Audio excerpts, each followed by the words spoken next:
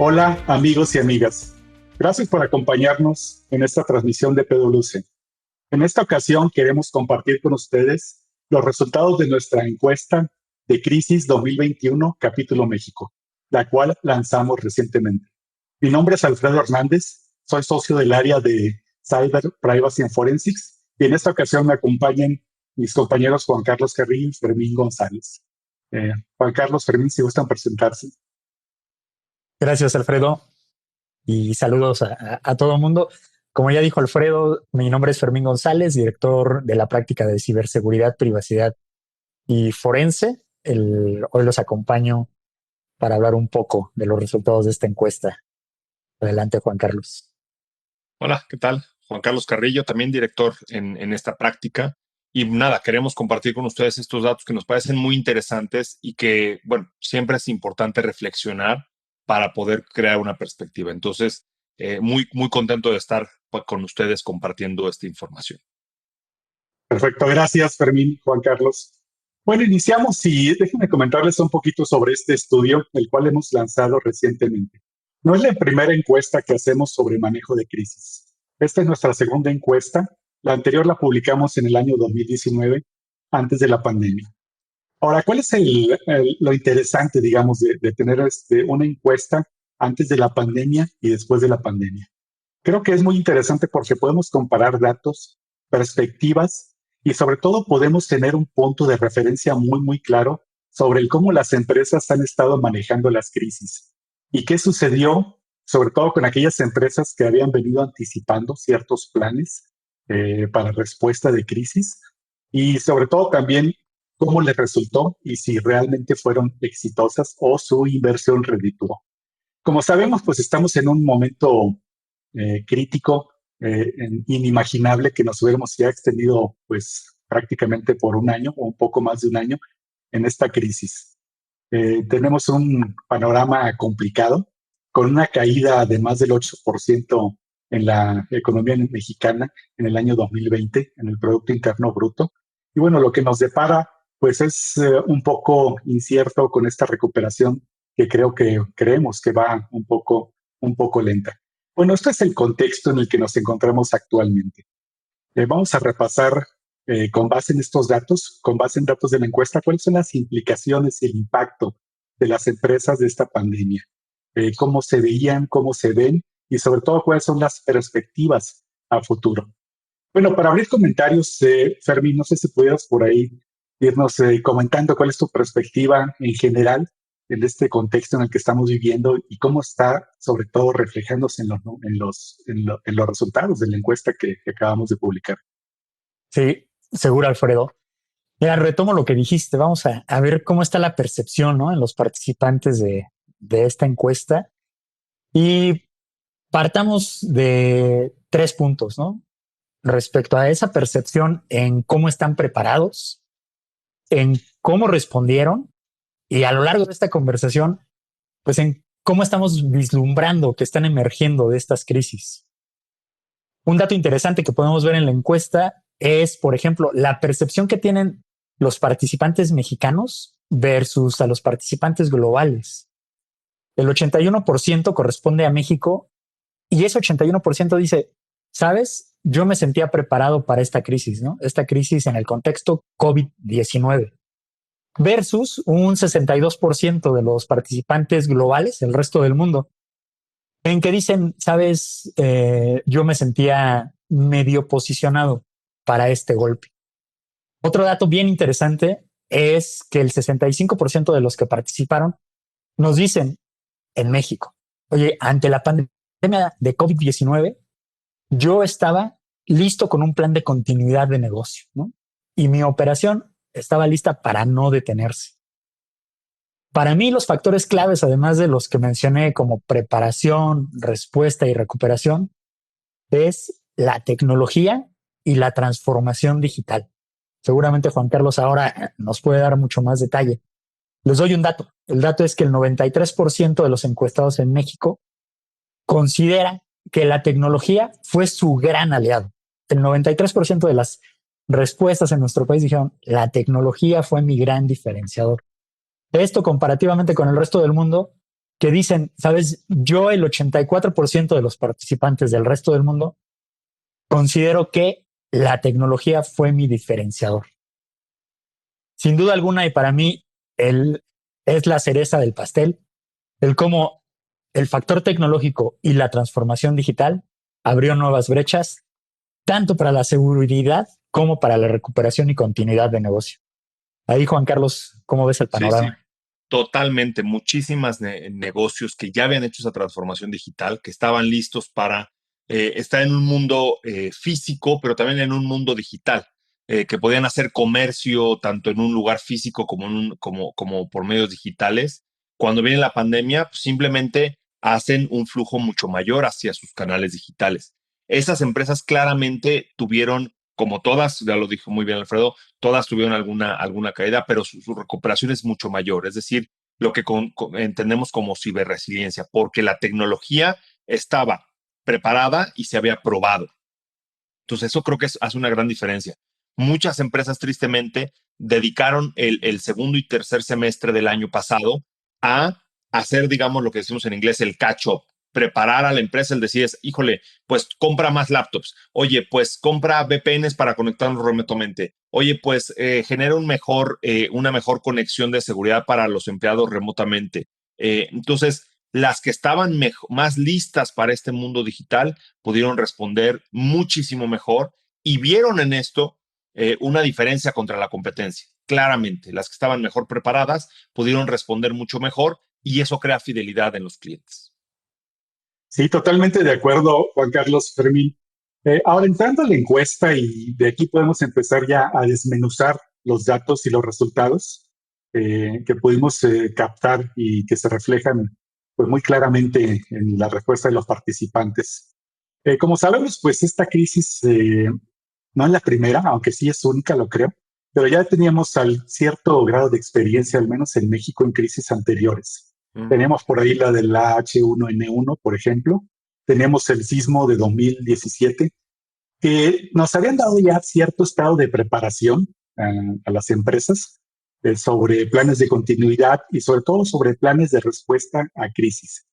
Que si bien es cierto, no es un concepto nuevo, pues creo que sí se ha madurado en los últimos años y tremendamente, y no me dejará mentir, ha crecido bastante desde el inicio de la pandemia, los planes de respuesta a crisis.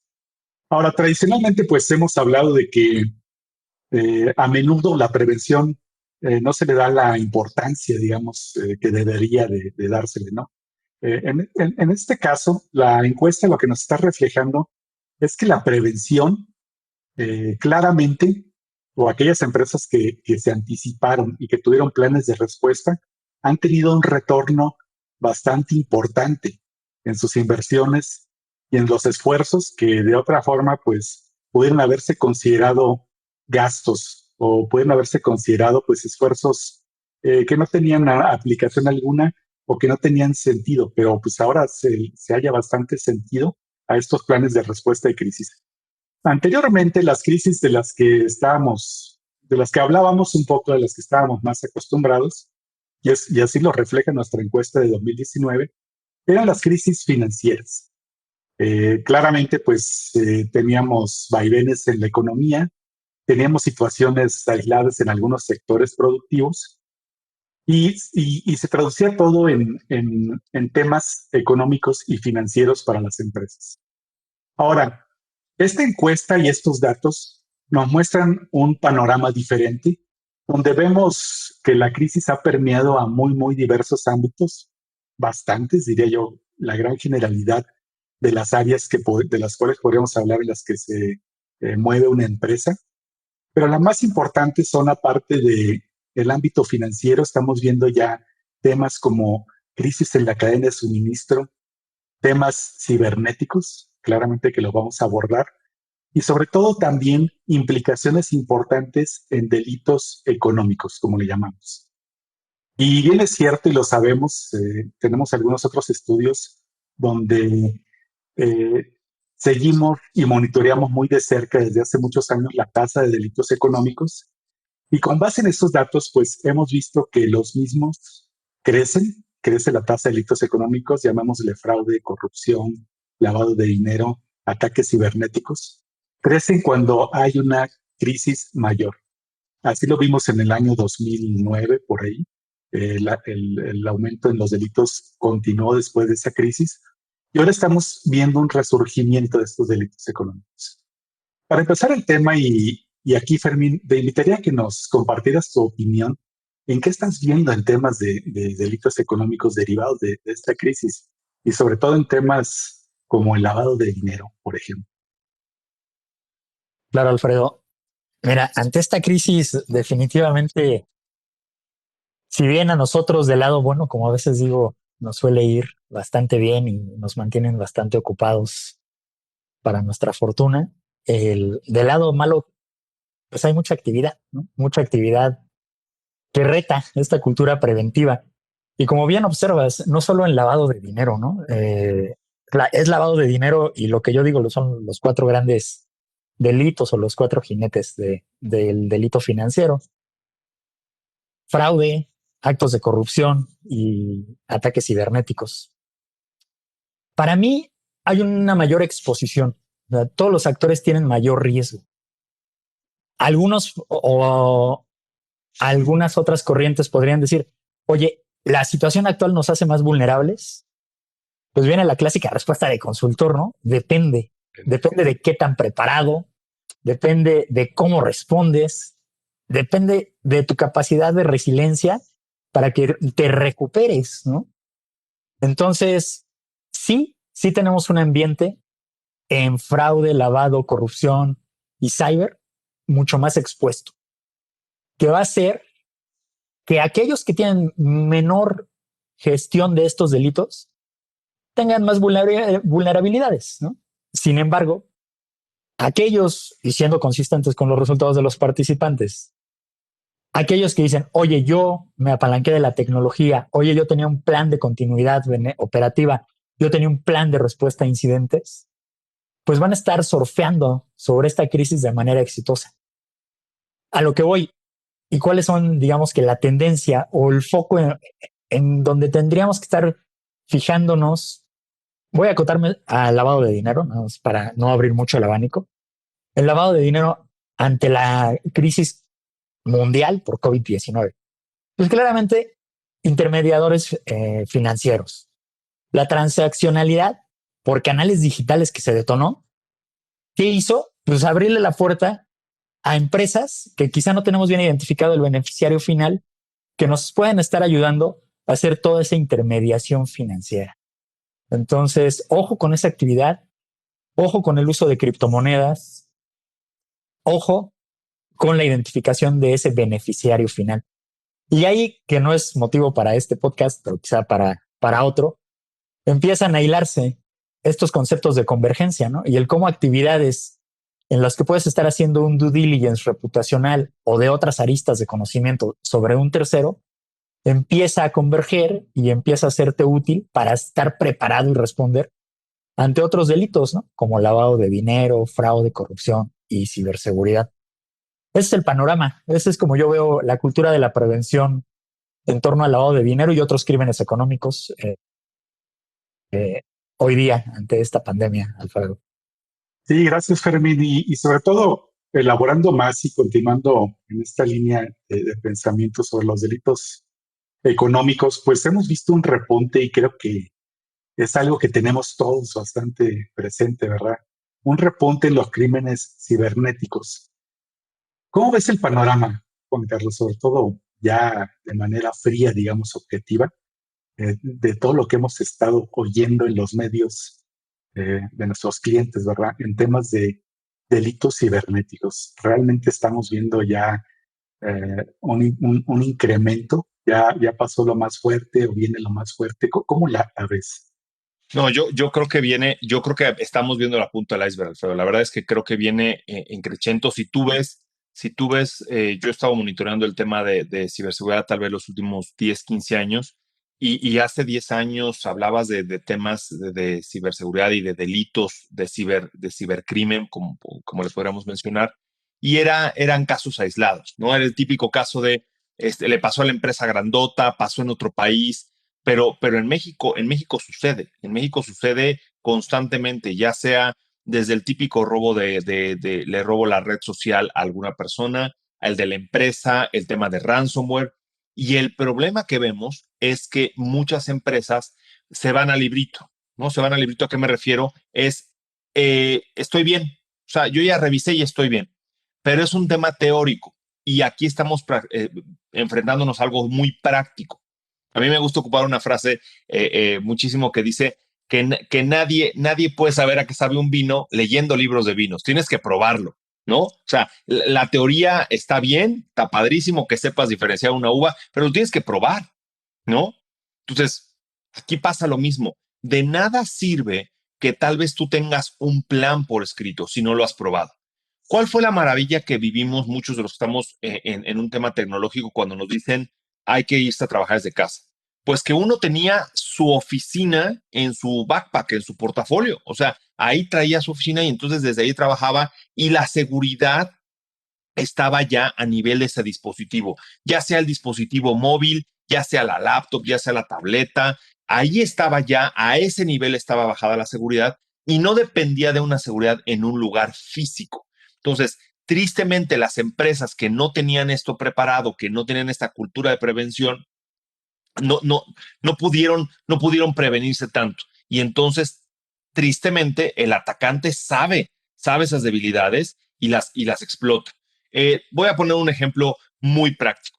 Todo lo que entendemos que típicamente es los parches de seguridad, que muchos softwares, nuestros teléfonos, a veces hasta el reloj, todo esto tiene un parche. O sea, actualmente el fabricante me está sacando una actualización.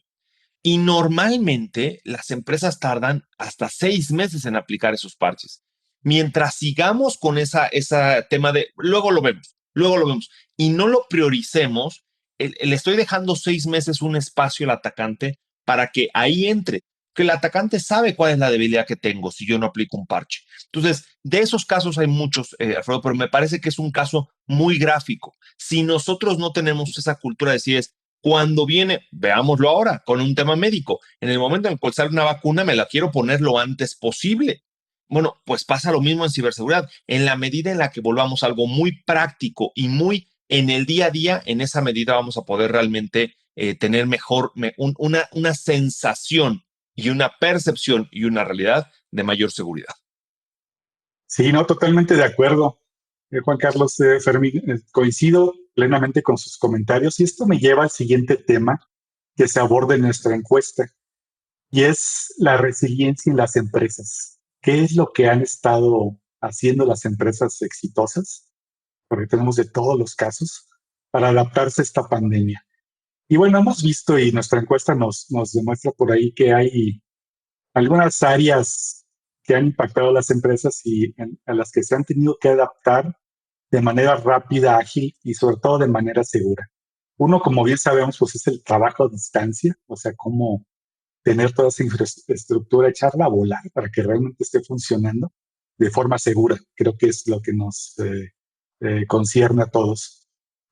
Otra gran área es la transformación tecnológica. O sea, cómo las empresas se han tenido que ver, bueno, algunas ya tenían estos planes en marcha, pero otras se han tenido que ver obligadas a acelerar sus planes o incluso a adoptarlos desde cero para tener esta transformación tecnológica. Y hay dos áreas que nuestra encuesta nos arroja, que es donde las empresas están invirtiendo más, que es en infraestructura y sobre todo en temas de ciberseguridad, infraestructura tecnológica, me refiero. Y otra gran área que lo demuestra nuestra encuesta es cómo realmente se ha visto ya el valor de los planes de respuesta de crisis. Y quisiera primero iniciar por esta última área.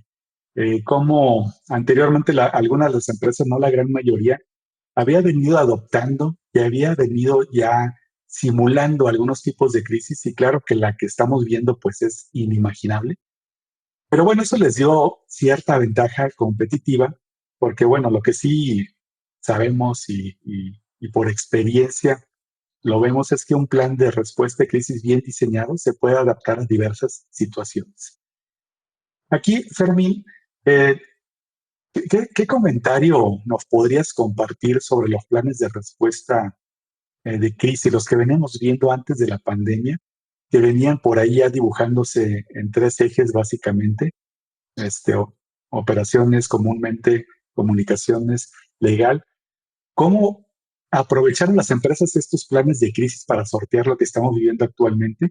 Y ahora cómo más empresas se están montando precisamente a esta iniciativa, ¿verdad? Y estos proyectos de tener más dibujados, más estructurados, más sólidos, planes para lo que resta de la pandemia.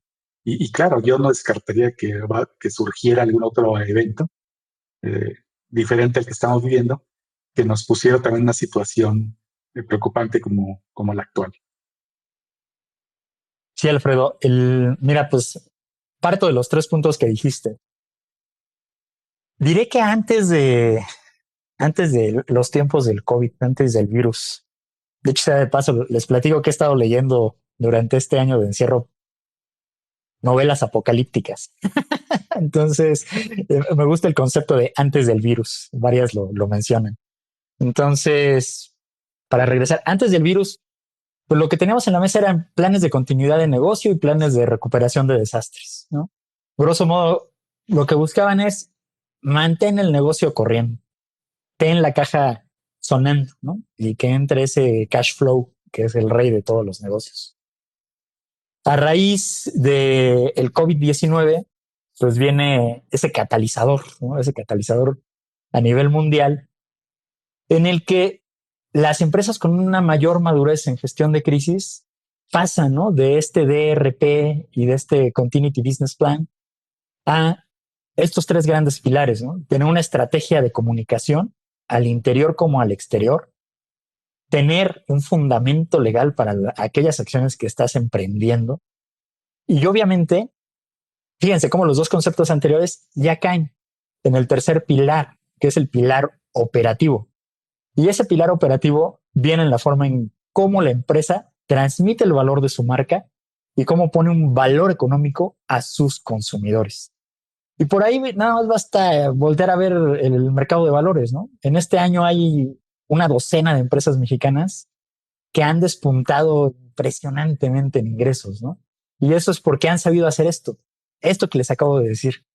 Han implementado y echado a andar una estrategia de comunicación al interior hacia el exterior para defender y posicionar su marca.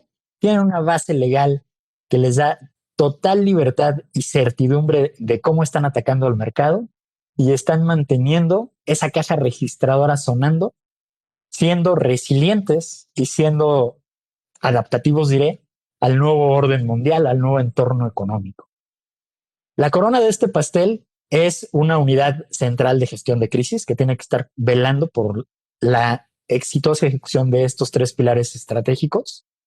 Y de ahí es donde vemos hacia dónde va a nivel, digamos que marco metodológico y marco de medida en el modelo de madurez de una entidad respecto a la gestión de crisis. Añadiré que las tendencias actuales van hacia 3 grandes rubros, ¿no? Ahora, la autoevaluación de dónde estoy parado respecto a estos 3 pilares para responder, bueno, para prepararme a responder y emerger de una crisis. El segundo es, tengo identificado a los jugadores claves dentro de mi organización y fuera de la misma, porque en papel todo se ve bonito, pero a la hora ya de buscar que la gente se ponga de acuerdo, es todo un reto, ¿no? Y ahí voy a recurrir a la sabiduría popular mexicana, ¿no? Para que algo suceda, basta con que se pongan de acuerdo 2 personas, ¿no? Entonces, ahí hay que saber identificar a los jugadores claves de nuestra estrategia de gestión de crisis. Y como último punto, para cerrar mi intervención y escuchar los comentarios de Juan Carlos, diré que vienen las lecciones aprendidas. Hay todos unos ejercicios en los que se toma el feedback y son ejercicios creados por los mismos clientes para sí mismos, en los que se toma todo el feedback que genera el exterior, su entorno industrial, como el que está generando los empleados, ¿no? ¿Y esto para qué sirve? Para calibrar sobre la marcha tu estrategia de gestión de crisis sobre los 3 pilares que acabo de discutir. Ese es el complemento que puedo aportar a esta discusión hoy, Alfredo. Juan Carlos, por favor, ¿tú cómo ves las cosas? Yo creo que aquí viene un riesgo que se corre. El típico es, durante años, algunas empresas no invirtieron en los temas tecnológicos. Viene la crisis y invierte en la tecnología, sin considerar que hay un factor crítico, que es el humano. Por más que yo le quiera enseñar de un día al otro a la abuelita, al señor, que ya no vaya físicamente al banco y que ahora ocupe su aplicación en el teléfono, eso no lo logras de un día a otro. Tiene un tiempo. Entonces hay que pensar que la tecnología está ahí para habilitar, pero pensar que la tecnología únicamente va a ser la solución es un riesgo enorme, porque se puede ir una inversión muy grande, pero la solución tiene que incluir siempre a otros dos aspectos. ¿Qué proceso estoy viendo para capacitar a la gente, para que la tecnología sea bien ocupada? ¿Cómo voy a medir que realmente esa tecnología está siendo útil? ¿Cuáles van a ser los KPIs, etcétera? Y finalmente, lógico, la gente. ¿Cómo voy a capacitar a la gente? ¿Cómo voy a habilitar a la gente? Si no considero esos tres aspectos, tecnología, procesos y gente, normalmente voy a terminar gastando más en tecnología que si hago una distribución correcta de si tiene que haber un presupuesto en la parte tecnológica, tiene que haber un tiempo y un proceso para adaptar esa tecnología y tiene que haber un tiempo y un proceso para que la gente la adopte. Me parece que las empresas más resilientes son aquellas que han pensado en esa triada. Cuando tienes esa triada, ese triángulo bien armado, es mucho más funcional esta ciberresiliencia. Sí, fíjate que es bastante interesante, Juan Carlos. Yo creo que los tiempos tienen mucho que ver, como comentas. No se trata solamente de inversión, digamos, de abrir la cartera, como podríamos decirlo en términos coloquiales, sino que tiene que haber este tiempo de maduración para que una acción que implementes el día de hoy tenga resultados, pues no inmediatamente, podríamos decir en 6 meses, en un año. Y esto lo combinaré yo un poco con tu comentario, Juan Carlos, de decir, bueno, es cierto que ya hay un reconocimiento a nivel comunidad de negocios de que el tema de ciberseguridad es algo preocupante, importante y que creció. Pero aun y cuando yo actúe ahorita, aun y cuando haya actuado hace 6 meses, podríamos decir que estamos un poco descubiertos en tanto madura esa inversión. Hay una frase que me encanta, Alfredo, que dice, nueve mujeres en un mes no dan a luz un niño, ¿no? O sea, Exactamente. hay tiempos de procesos y de adaptación naturales. Hay que hacer un catch-up y esos son tiempos y hay que esperar esos tiempos y hay que dejarlos que maduren, que la gente se acostumbre. Los intento acelerar y normalmente voy a tener un setback, o sea, la gente me lo va a rechazar porque lo estoy tratando de empujar forzadamente. Cuando es un proceso mucho más pensado y naturalmente, es mucho más fácil que la gente lo acepte y que lo mete en su día a día y eso lo hace mucho más resiliente y mucho más práctico. Sí, exactamente. Y esto aumenta pues claramente la complejidad de, de lo que estamos viviendo, ¿no? O sea, cómo de forma acelerada eh, obtener resultados pues en tiempos complicados y de forma más acelerada de los que hubieras esperado en una situación normal. Pero bueno, esto me lleva un poquito también a dar un paso y adentrarnos en explorar las expectativas y qué es lo que podría seguir después de esta crisis o de esta pandemia, que bueno, bien es cierto que todavía nos falta tiempo para salir de esta situación y que todo regrese a la normalidad, si es que le podemos llamar que regrese a la normalidad. Pero bueno, lo que estamos viendo ahora, quisiera como, poner esta idea, ¿verdad? Para que me compartieran algunos comentarios y compartieran algunos comentarios con la audiencia. ¿Representa realmente un parteaguas en la forma de hacer negocios de las empresas? Pues estamos hablando incluso de que el concepto de un plan de respuesta a crisis, el concepto de manejo de crisis o incluso la especialidad y tal vez profesionales que se especialicen en manejo de crisis, estamos ya viéndolos surgir en las empresas o incluso las empresas tendrían que tomar todos estos conceptos, madurarlos, adaptarlos e incorporarlos como parte de su estrategia de negocios para realmente asegurar la sustentabilidad del negocio en un caso como este, como estos. Esa es una idea. Y la otra también es, aparte de decir, bueno, lo incorporo como parte de mi estrategia de negocios y realmente lo aprovecho de forma proactiva para que me represente una ventaja y yo ser parte de este grupo ganadores, porque como sabemos, pues en las crisis pues hay ganadores y hay a quienes no les va tan bien, pero pues claramente hay empresas que les ha ido muy bien e incluso han tenido eh, ganancias récord, ¿verdad? En estos tiempos.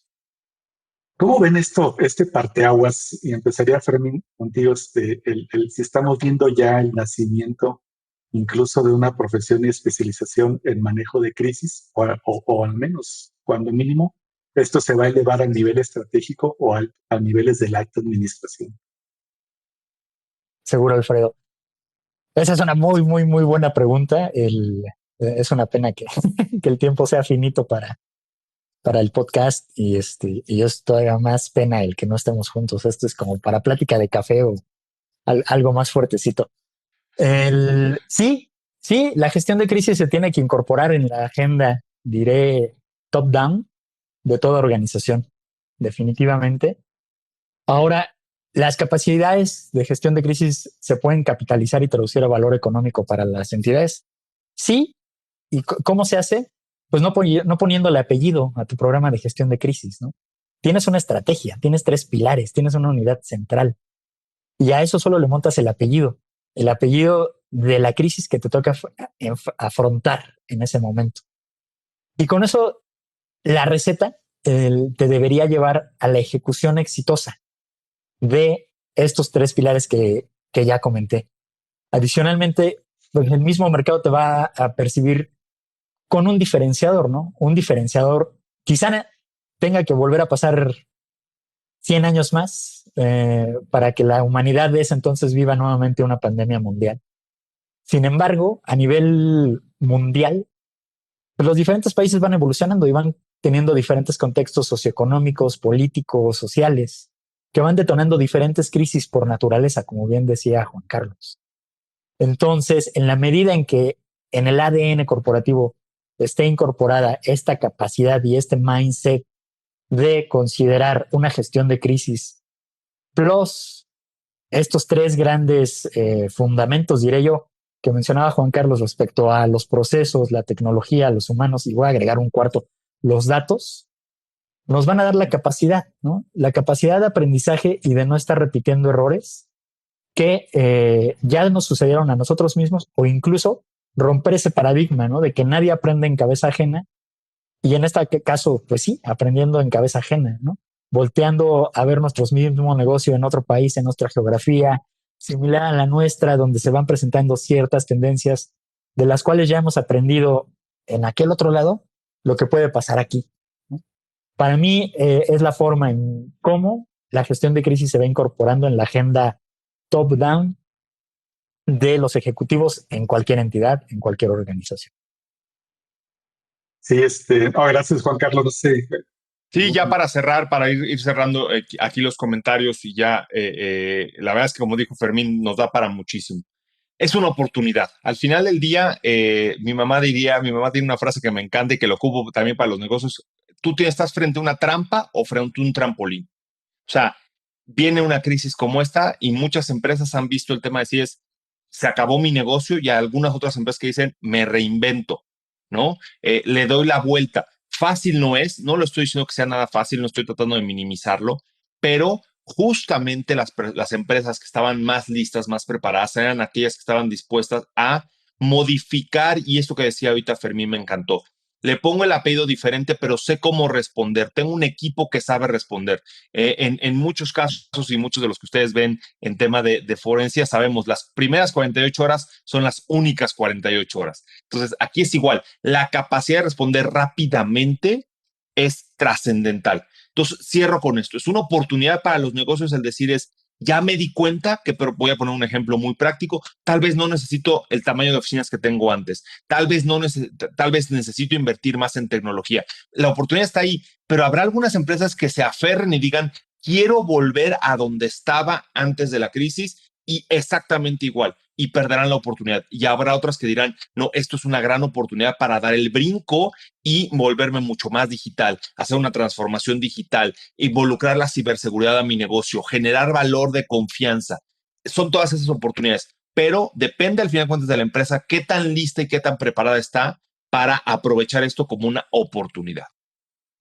Sí, claro, no, este tema da para bastante, totalmente de acuerdo con ustedes. Y bueno, pues esperamos tener otra oportunidad y otro espacio para compartir más datos de nuestra encuesta. Los invitamos a que revisen nuestra encuesta en nuestra página www.pwc.com, /MX. Ahí pueden ver los resultados completos de nuestra encuesta. Bueno, nuevamente gracias a todas y a todos por acompañarnos en este espacio. Gracias.